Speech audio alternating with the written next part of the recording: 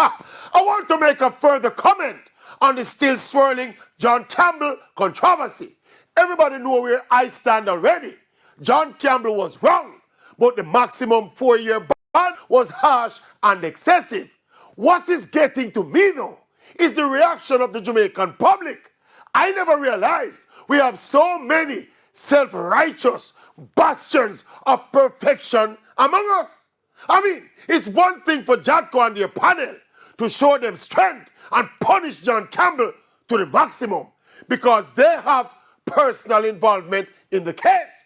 But the average Tom Strokes and Jane Doe unconditionally defending the career-ending ban, saying it no matter the circumstances, it no matter if John Campbell is a first-time offender, it no matter if he eat out a garbage can for the rest of his life, it no matter if other countries pardon their athletes while we are punish our athletes. John Campbell was wrong and Jadko was right.